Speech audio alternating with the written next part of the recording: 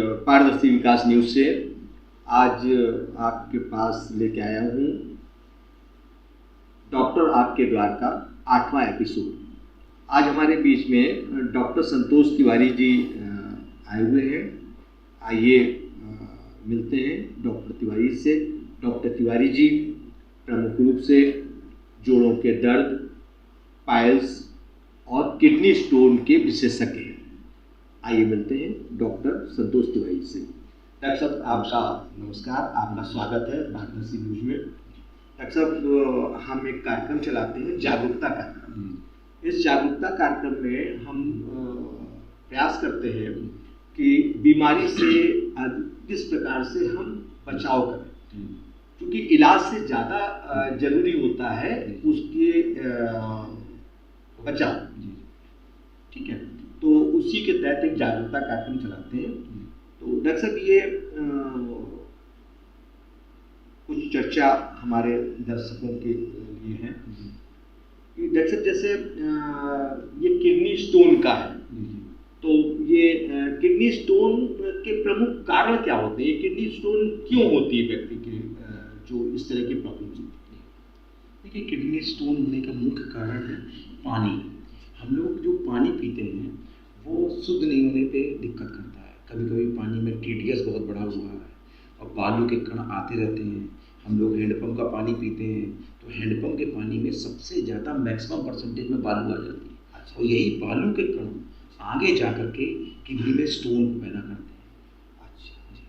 यानी हमें रिफाइन नहीं हो पाता, वो प्रॉपर किडनी उसको प्रॉपर रिफाइन नहीं कर पाता और वो स्टोर हो जाता है। और इसका मुख्य कारण एक और भी है कि लोग बहुत देर तक स्टोर करे रहते हैं, यूरिन को होल्ड करे रहते हैं। यूरिन लगती है उसके बाद भी पास आउट नहीं करते। खासतौर पे लेडीज़ में ये समस्या बहुत होती है कि वो जाकर अगर उसको कहीं पे अगर करना है तो वो पब्लिकली प्लेस पे तो नहीं कर सकते, तो इसके लिए उसे होल्ड कर रहते हैं। इसलिए यूरिन होल्ड करने के कारण से हम लोग जो पानी पी रहे होते हैं उसमें कभी बहुत छोटे माइन्यूट पार्टिकल्स बालू के होते हैं, वो स्टोर होते रहते हैं, वो अल्टीमेटली स्टोन फॉर्मेशन कर देते हैं। इसलिए पानी हम लोग को मैक्सिमम शुद्ध पानी या प्यूरिफाइड पानी पीना चाहिए, जिससे कि स्टोन अगर बनने की टेंडेंसी को रोका जा सकता है। अगर हम साफ़ सुथरा पानी पिएंगे तो हम स्टोन को तोड़ सकते हैं आराम से, अगर प्यूरिफाइड पानी पीते हैं।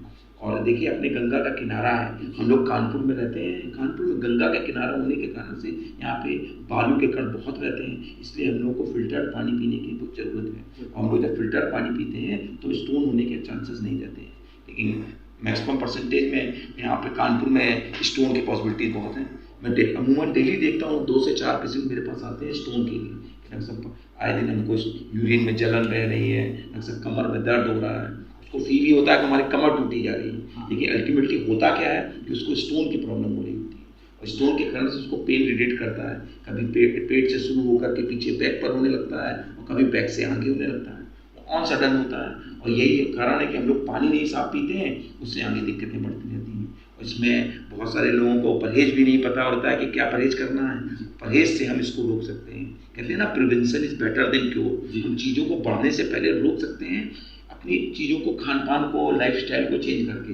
लोगों को कोई भी पानी मिल गया, उन्होंने हैंडपम्प का पानी भी मिल गया, उसको ईजी में पीते रहे। अच्छा, जिन लोगों को स्टोन की टेंडेंसी होती है उनको थोड़ा सा भी अगर वो प्रमोट हो गया कि पता चला पानी जाता रहा गंदा, तो अल्टीमेटली स्टोन फॉर्मेशन हो जाता है। इसके लिए हमें इसे रोकने के लिए बढ़िया शुद्ध पानी पीना चाहिए। अगर कहीं फंस जाएँ या कहीं गाँव या ऐसी पब्लिक प्लेस जहाँ पे हैंडपम्प के पानी में बहुत ज़्यादा TDS बहुत ज़्यादा है या बहुत ज़्यादा गंदा पानी है, तो उसको फिल्टर्ड पानी पिए, छान करके उबाल करके पानी पिए अगर सुविधाएं नहीं है। वरना तो मिनरल वाटर की बोतल परचेज कर सकते हैं पीने के लिए, जिससे। और अगर आपको प्रिकॉशनली जिनको स्टोन हो भी जाए, अगर उसको ब्रेक करना है तो हम लोग नारियल पानी पीना चाहिए। Coconut water is the best excellent medicine for the removing the stone. अगर आपको स्टोन को तोड़ना है, अगर आप रेगुलर वे में नारियल पानी पीते हैं मॉर्निंग में, तो आपका स्टोन बहुत जल्दी ही टूटता है। और जितने एसिड्स हैं हमारे, जितने भी है, नींबू है, मैक्सिमम परसेंटेज नींबू, विटामिन C से रिलेटेड जो भी चीज़ें हैं, खाने से स्टोन को ब्रेक कर सकते हैं। जैसे गुनगुने पानी में नींबू निचोड़ के अगर आप रेगुलर लेते हैं तो स्टोन को ब्रेक कर सकते हैं ना। और हमको क्या नहीं खाना चाहिए, उसमें खास तौर पे पालक है, मेथी है, बथुआ, हरी धनिया है ना, सरसों का साग, ये सब चीज़ें अवॉइड करनी चाहिए। ये स्टोन को बढ़ाते हैं। उसमें सबसे ज़्यादा स्टोन को बढ़ाने में टमाटर करता है। जिसमें ऑक्सीजन क्रिस्टल्स होते हैं। वो ऑक्सीजन क्रिस्टल स्टोन को फॉर्मेशन करते हैं। इसलिए हम लोग हमेशा ये कहते हैं मरीज से, जब हमारा पता होता है कि डॉक्टर साहब स्टोन हो गया, तो हम लोग उससे पहले कहते हैं कि आप हरी सब्जियों का सेवन कम कर दें, जिसमें स्पेशली टमाटर और धनिया नहीं जानी चाहिए। अगर हरी धनिया टमाटर जाता है तो स्टोन को बढ़ाता है। इसलिए हम लोग प्रिकॉशनली ये कहते हैं कि आप टमाटर और धनिया का सेवन ना करें, और पानी मैक्सिमम से मैक्सिमम पानी पिए। 2 से 3 लीटर पानी कम से कम पीना चाहिए स्टोन के पेशेंट को। और हम लोग होम्योपैथी की दवाओं के द्वारा स्टोन को निकाल देते हैं। हमारी होम्योपैथी में बहुत अच्छी अच्छी दवाएं हैं जो स्टोन को तोड़ करके यूरिन के थ्रू निकाल देते हैं। कुछ दवाएं जैसे हमारे बर्बेरिस है और ऑस्मियम कैन है, सरसराला, हाइड्रेंजिया, एक ऐसी दवाएं हैं कि आप होम्योपैथी से बहुत आराम से 1 से 2 महीने में स्टोन निकल जाते हैं। मेरे पास रिकॉर्डेड केसेस है बहुत सारे जो इजी गोइंग निकल जाती हैं। लोग कहते हैं ना कि इसका ऑपरेशन ही बहुत अच्छा रहा है। कभी कभी यूवी जंक्शन होता है हमारी किडनी में, यूवी जंक्शन में फंसे स्टोन भी होम्योपैथी से निकल जाते हैं, जिसके लिए लोग सर्जरी कराते हैं। हमारे होम्योपैथी में बहुत अच्छी दवाएं हैं जो स्टोन को ब्रेक कर देती हैं और बहुत इजी गोइंग स्टोन निकल जाता है और आराम से कोई दिक्कत भी नहीं होती है ना। इसके लिए मैक्सिमम हम लोग होम्योपैथिक दवाएं अपनाते हैं, तो इससे हम लोग बहुत इजी गोइंग स्टोन निकाल देते हैं। अब जैसे आजकल जॉइंट्स पेन का भी बहुत अच्छा काम कर रही है होम्योपैथी में। होम्योपैथी में बहुत अच्छी दवाएं हैं, जैसे ऑस्टियोआर्थराइटिस और ऑस्टियोपोरोसिस के पेशेंट्स बहुत आते हैं, उसमें होम्योपैथी बहुत अच्छा काम करती है। जैसे पेशेंट आजकल की लाइफस्टाइल क्या ओवरवेट हो जाने पे दिक्कत कर रहा है, आदमी को मूवमेंट करने में भी बहुत दिक्कत होती है, इसलिए वेट को कम करें और अपने एक्सरसाइजेस करें और फिजिकल लाइफस्टाइल को चेंज करें। हम लोग की लाइफस्टाइल में बहुत गड़बड़ी है, सुबह वॉक करें, टहलें और लाइफ को मेंटेन करें। एक डाइट चार्ट का शेड्यूल बना लें कि हमें क्या खाना है क्या नहीं खाना है। जैसे स्टोन भी अगर पेशेंट को हो जाता है, अगर लाइफस्टाइल को मेंटेन कर ले तो किडनी स्टोन को तोड़ सकते हैं। सबसे बड़ी चीज़ क्या खाना है क्या नहीं खाना। जैसे हरी सब्जियों को अवॉइड करना है, पालक, मेथी, बथुआ, हरी धनिया, टमाटर, इसको हटाना है तो टमाटर को बिल्कुल मत लीजिए। कुछ लोग कह दो कि आपको स्टोन में टमाटर, डॉक्टर साहब टमाटर तो क्या करते हैं उसमें बीजे हटा देते हैं और केवल टमाटर के ऊपर का पार्ट को ले सकते हैं, वो गलत होता है। उससे क्या होता है ना कि स्टोन कभी कभी एक आध फाइन पार्टिकल अगर उसमें चला गया बीजा तो स्टोन को बढ़ा देता है। इसलिए हमेशा टमाटर और धनिया, हरी सब्जियों को अवॉइड करना चाहिए जब तक स्टोन निकल ना जाए। और आप मैक्सिमम शुद्ध पानी पिए, मिनरल वाटर पानी पिए। अगर नहीं हो सकती सुविधा, अगर आप गांव में रहते हैं कुछ ऐसी एरिया में, पानी को कस के उबाल करके छान करके मार्किन का एक कपड़ा आता है उससे छान लीजिए और शुद्ध पानी पीजिए। भाई कुछ ऐसे भी पेशेंट्स हैं जो गांव में रहते हैं, उनको फिर मिनरल वाटर पर नहीं मिल पाता तो उसको पानी को उबाल करके उसमें निकाल। हमने समझ लीजिए मैं 2001 में Pandit Jawaharlal Nehru homoeopathic medical college से हमने BHMS किया था, तब से हमने देखा है कि होम्योपैथी में स्टोन के पेशेंट बहुत ज़्यादा आते हैं। क्योंकि और हमारा कानपुर गंगा का किनारा है, गंगा के किनारे होने के कारण से बालू का भी परसेंटेज बहुत ज़्यादा है। तो जब भी हम लोग जो भी स्टोन हमारे आज पेशेंट लेके भी आते हैं तो उनको जब ब्रेक करते हैं तो मैक्सिमम परसेंटेज बालू निकलती है, बालू के पार्ट की। और नॉनवेज खाने वाले लोगों को बहुत ज़्यादा आता है, जैसे मुंडन से उनको अवॉइड करते हैं कि आप लोग, उनका एक हिस्ट्री होती है कि डॉक्टर साहब बहुत ज़्यादा नॉनवेज चलता है और हम लोग तो क्या है नॉनवेज में भी क्या रहा है कि आप लिली परचेज करते हैं, वो जगह जगह पे लटके रहते हैं, उनमें धूल धक्कड़ रहती है, वो फाइन पार्टिकल्स में चिपकते रहते हैं। उसके बाद वो आप हटा तो सकते नहीं है, धुल देते हैं तो फाइनली क्लीन नहीं हो पाते, फाइन ऑब्जेक्ट नहीं हो पा सकते, तो उसके बाद वो खाते हैं तो उसके बाद में दिक्कत होती है। इसलिए हम लोगों को शुद्ध पानी और लाइफ स्टाइल में चेंज लाना चाहिए। हर चीज़ को मेंटेन करके चलेंगे तो आपको किडनी स्टोन से निजात मिल जाएगी। डॉक्टर साहब आपने लक्षण भी बताए और उसके बचाव के तरीके भी बताए।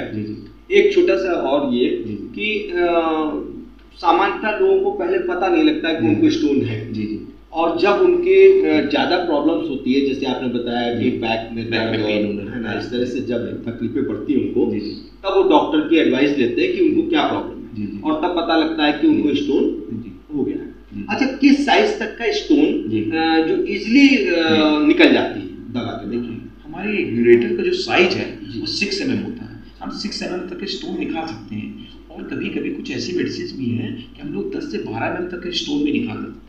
जैसे यूवी जंक्शन में अगर स्टोन फंस जाता है तो कुछ दिक्कत आती है, लेकिन होम्योपैथी में कुछ दवाएं ऐसी हैं, अगर छोटे पार्टिकल्स हैं 6 mm या 4 mm तक के, बहुत आराम से 1-1 महीने में स्टोन पास आउट होते हैं। मेरे पास बहुत से केसेस हैं जो 15 दिन 1-1 महीने में स्टोन निकल जाते हैं। छोटे स्टोन होते हैं बहुत आराम से निकल जाते हैं। अब पता चला कि 22 mm 25 mm तक है, तो इसमें कोई वो नहीं है कि इसको स्टोन को ब्रेक कराने के लिए आपको लिथोस्कोपी करानी पड़े, तो कोई गुनाह नहीं।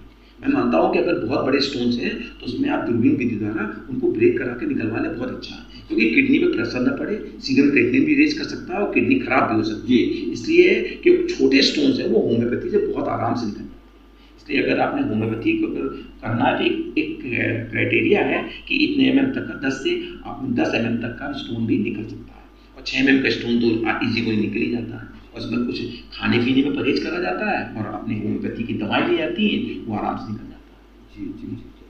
डॉक्टर साहब, स्टोन की आपने बहुत अच्छी जानकारी दी है, लोगों को अच्छा सा अध्ययन भी किया है। जी जी।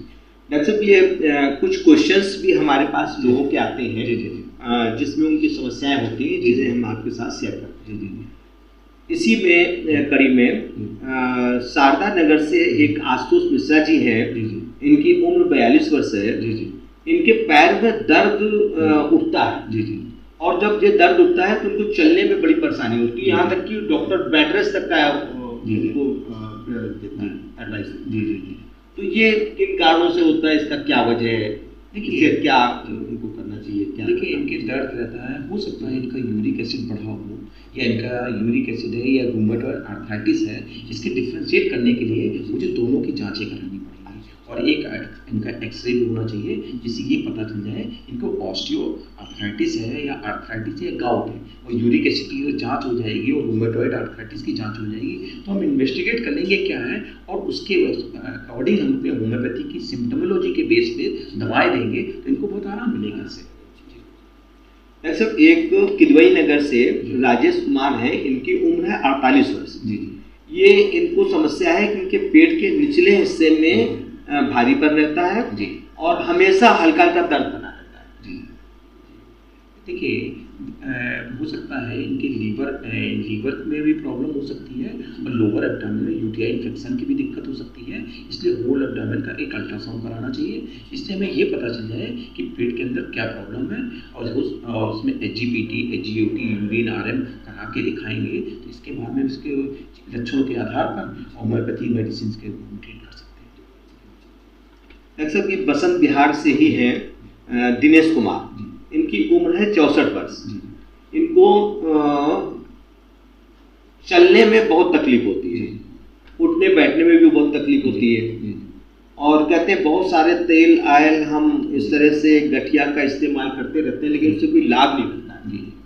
अब देखिए, उठने बैठने में दिक्कत है, ये गाउट की तरफ भी जाता है, जिसको हम लोग गठियावाद बोलते हैं। हो सकता है इनका यूरिक एसिड बढ़ गया हो। अब जैसे जैसे यूरिक एसिड बढ़ता है तो जॉइंट्स पेन बढ़ते जाते हैं। इसके लिए हमको, जैसे यूरिक एसिड जिन पेशेंटों को बढ़ जाता है, उनको प्रोटीन रिच डाइट बंद कर देनी चाहिए। जैसे हम लोग मैक्सिमम परसेंटेज दालें वाले खाने लगते हैं, उन दालों का सेवन कम कर देना चाहिए। हो सकता है इनको यूरिक एसिड बढ़ा हो। इसके लिए सबसे बड़ी अच्छी सलाह है कि आर फैक्टर, रूमेटॉइड आर्थराइटिस और यूरिक एसिड की जांच कराएं।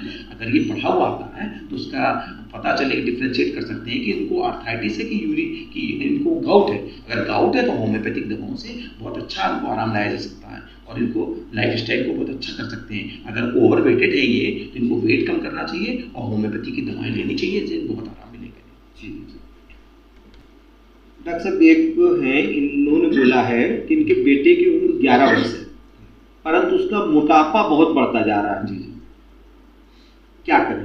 देखिए, इनका बेटा है, इसकी एज 12 साल है, 11 वर्ष है। देखिए, आजकल की लाइफस्टाइल में क्या है ना, कि हम लोग लाइफस्टाइल में खाने में fast foods, burger, chowmein, fast foods खा रहे हैं, है ना, आए दिन पिज्ज़ा खा रहे हैं। इससे क्या होता है ना कि इनका वेट बढ़ रहा है, कोलेस्ट्रॉल भी बढ़ रहा है। हो सकता है बच्चों की इन्वेस्टिगेशन में हो सकता है इनको थायराइड की प्रॉब्लम हो रही हो, इसलिए इनकी थायराइड की जांच होनी चाहिए, T3, T4, TSH। और इनका वेट का एक लाइफस्टाइल को भी देखना पड़ेगा कि बच्चा क्या खा रहा है। हो सकता है कि स्कूल जाते हैं बच्चे, बाहर की चीज़ों को सेवन करते हैं, बर्गर, फास्ट फूड्स, ये सब क्या है ना, वेट को बढ़ाते हैं। इसलिए खाने पीने में इनको एहतियात रखने की ज़रूरत है कि घर का खाना खाएं और लाइफ स्टाइल को अपने मेंटेन रखें। अगर ओवर वेट बढ़ रहा है, इसके लिए बच्चे को अपने मॉर्निंग वॉक के लिए भेजें, जिससे वेट को कम करें और अपने खाने की एक दिनचर्या को मेंटेन करें। लाइफ स्टाइल अगर अच्छी होगी तो वेट भी मेंटेन रहेगा। थायराइड का चेक जरूर करा लें, कि हो सकता है बच्चे को थायराइड हो सकता है कि फैमिली हिस्ट्री में थायराइड हो, इसलिए आप जरूर करा लें। अगर मदर फादर का पेट है तो एक थायराइड की जांच करा लेना अच्छा रहेगा। और खाने पीने पे अपने नियंत्रण रखें। जैसे हो सकता है ये बच्चा खाने में फास्ट फूड्स खा रहा हो, बर्गर खा रहा हो, है ना, तो इसको अवॉइड करें और बच्चे का घर का भोजन दें, जिससे कि इसके वेट को रिड्यूस करा जा सके। डॉक्टर जी, बर्रा से सारिका देवी है, इनकी उम्र 27 वर्ष है। कमजोरी बहुत महसूस होती है इनको, अचानक बैठे बैठे नींद आने लगती है, चक्कर भी महसूस होते हैं, भूख खुलकर नहीं लगती है। देखिए इन्होंने बताया ना कि इनको 27 साल एज है और इनको वीकनेस बहुत लगती है, कमजोरी महसूस हो रही है ना, और क्या बताया है इन्होंने, अचानक बैठे बैठे चक्कर आने लगते हैं। देखिए एज भी है और इनको डायबिटीज की भी जांच करा लेनी चाहिए। हो सकता है डायबिटीज के कारण तो नहीं है ज़्यादा, 27 वर्ष है, हो सकता है इनको इनेमिक भी हो, हीमोग्लोबिन की भी जांच करा लें। हो सकता है ब्लड की कमी के कारण से, इनीमिया के कारण से भी इनको वीकनेस और ये दिक्कत हो रही है, तो एक बार ब्लड की जांच में सीबीसी की जांच करा लें और थायराइड की भी जांच करा लें, है ना। इससे क्लियर हो जाएगा कि इनके अंदर हीमोग्लोबिन का परसेंटेज कम है ना। हो सकता है सर्वाइकल के कारण से भी दिक्कत हो रही है, किस पोस्चर में लेटती है उसके कारण से हो सकता है ना। तो एक बार जांच हो जाएगी तो इससे हीमोग्लोबिन और इनका वेट का बारे में असेसमेंट हो जाएगा, तो इसकी होम्योपैथी की दवा लेकर के इसको ठीक किया जा सकता है। बहुत अच्छा डॉक्टर साहब, बहुत बढ़िया। डॉक्टर साहब ने बहुत अच्छी जानकारियाँ दी हैं और उम्मीद है कि इससे हमारे दर्शकों को बहुत लाभ होगा। और मैं धन्यवाद करूँगा डॉक्टर साहब, आप हमारे स्टूडियो में आए, आपका बहुत बहुत धन्यवाद।